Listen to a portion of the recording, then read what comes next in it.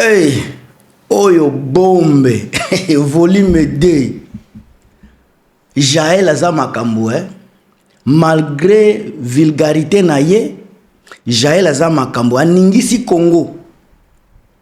La première moisi ya vulgaire, oyo aningisi na présidence. Moisi wana Jaël. Tolobaka na biso, o ngana zaboy, Karina yaki na makambo, ngana zaboy, atikala jamais koningisa. Bagolwa awa kala mingi te bayaki mupiku, oyo afingi Tshisekedi, Chilombo, mususu afingi Denise Nyakeru, bafinga na mama ya nani ya Félix Tshisekedi. Efe wana ekendeka kaboye, batikala jamais koloba, mwasi wana salaki boye, to goloise wana salaki boye, eloko te. Donc bino bagolwa malgré makelele, bino tout, bozala incapable à telemisa Congo, incapable à ningisa Congo. Mais moi si bino bozo finga za vulgaire, bino pe bo fingaka, bo finga ba Denise Nyakeru, bo finga mama ya Tshisekedi na Tshisekedi Mobimba. Jaël show aye. Video moko mi balete lokola ya bino zalaki journée Mobimba bozo finga. Jaël aika na video moko. Ba communicateur ya Denise Nyakeru, ba communicateur ya Tshisekedi, ba journaliste na Congo bango tout, ba musicien, ba chroniqueur, tout le monde baza ko lobela vidéo ya Jaël Show, tout le monde sans exception. Bagola bozaka makelele, température na bino. Ngana nazo sala analyse ya température na bino. Boyaka na ba mama soki Bernice, bokoya boy soki Chichi, soki nani, soki Nathalie Chichi. Makelele ya pamba, makelele kaka ya ba plateau mike. Botala sika mupepe ya Jaël. Jaël kaka video moko. Mama Kongo yaki ya finga Denise Nyakeru ekenda wapi? Balobela ye wapi? Bagolwa boye, donc bosangana kanabino. Mais Jaël Show moko kaka, vidéo moko. Donc moi no a tout aki avec précision. Ayebaki maloba o eko susciter curiosité na batu. Ayebaki maloba soki bimisi oyo eko bota boy na boy. Donc la première chroniqueuse na Congo sika oyo la musi ba chroniqueur nyosa gouvernement ya Congo. Chroniqueuse oyo Jaël la musi Naba oba mi bomba kasima Denise Nyakeru bango tu balamuki baza ko lobela kaka Denise donc nani soki Jaël batuto balinga kabalukaka sympathie à Denise Nyakeru bango tu basala ki vidéo po Denise Nyakeru aloba wope alobela kanga okuna pe alobela kanga tellement que babi ke Denise Nyakeru afuta ka bango tu babimi sika mwana mwashi oyo kaka moko aningisi pays et puis pona ko kangaye munoko ezateke abangi Denise Nyakeru. Ce n'est pas que abangi soki mutu pakala songo te ba pesi mbongo po akanga munoko. Donc po munoko ya mwasi oyo ekangama il faut elia ba héros ekoti po akanga munoko. Donc pona ye pona nga a dominé groupe nyoso bagolo ba fingaka bola kisanga moko kaka oyo batindela mbongo atika ko finga Denise bo finga Denise Nyakeru wawa bo finga mama soki ya Tshisekedi o mama Marte wana bo finga Tshisekedi ye moko bipolaire nani mutu atindela bino mbongo po botika ko finga bango mais nani o Jaël vidéo moko eningisi présidence eningisi ba communicateur nyoso ya Denise Nyakeru ti baebi ke mwana oyo aza mupepe aza moto a volcan munoko neso efungwami va neni lave ko bimana kati kuna ekopanza makambu bopesa mbongo afanda kimia bomoni sika bomoni tangu bino bolobaka bokoya nano boyate nano pe bokoma te mais mwana mwasi oyo aye akomi pe na place yango afandisi président c'est kimia afandisi Denise Nyakeru kimia ba communicateur de Denise baye combien plus de 50 bango tout baleki inaperçu bango tout mutu ata mon côté asali video oyo bakoloba oyo aye kozongisa vraiment Jaël na nzela azate mutu ata moko te akomi na niveau ya Denise Nyakero ya nani ya Jaël Show baye kotinda contre attaque sika batindi contre attaque Ariashu bozomona aye pona nga yepe aye na ekolia aye kaka après kofinga Denise Nyakero nde yepe aye na réseaux sociaux kobimisa makambo ya Olive Lembe ndeko na ngai toyebi et puis makambo ya Ariashu so botali yango bien ezo simba te so bozi ba elema ye mukolo makambo mais aza ko sauter on dirait za bibamba bamba on dirait za loko moko ba préparer kaka po ya koloba koskolela na ye wana na komikosa yokozala nango pe ba sentiment azape comédien na sala ngo kaka po batu baloba wa leli bayokele mawa ndeko na ngai toyebi mwasi o Jaël mutakomema bino bozana no akoya akomema bino moko na nzela Karine oyo akoma deja koko mwasi ya salite wana Karine mokonzi wana akoya pe akokate mwana mwasi o Jaël elle a prouvé au monde que akoki koningisa ata so bobomi elelo bosali nini on se souviendra que ezalaki na mwana mwasi moko boye o babenga ka vulgaire azala akomaki alobaki bilobela moko boye o ebimisaki même président la première dame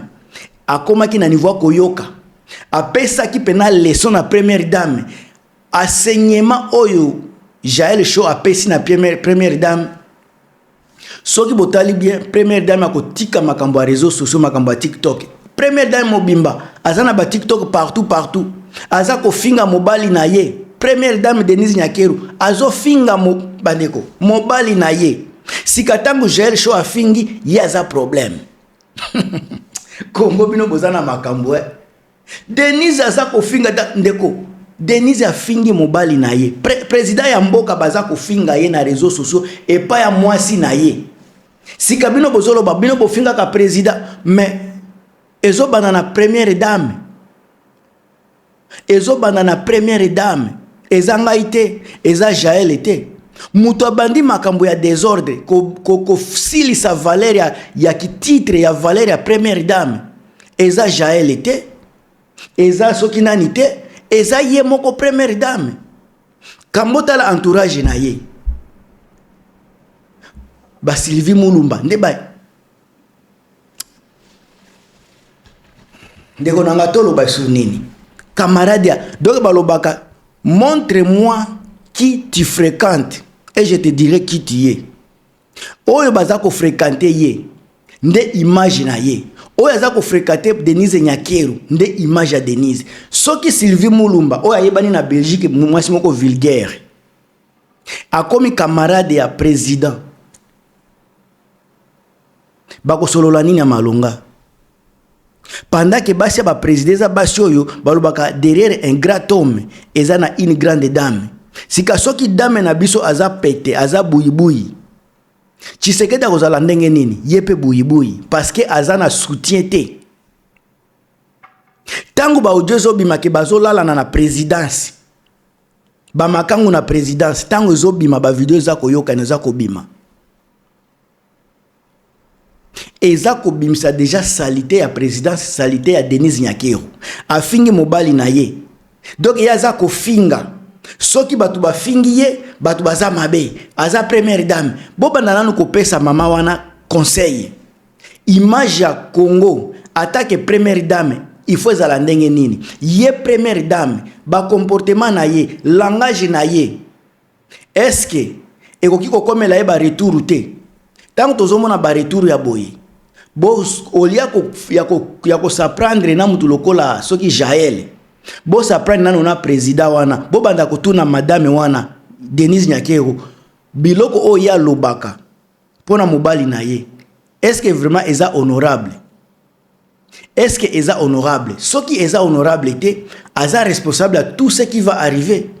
alors conséquence ya biloko ya lobaka yango bozomona Jaël Show aza ko répéter biloko ya lobaka soki eza ko sala mal na Denise Nyakero et comme tango ko se ressaisir ya ko yeba ki aza première dame il faut yeba ki aza bato ebele baza kotala ye image na ye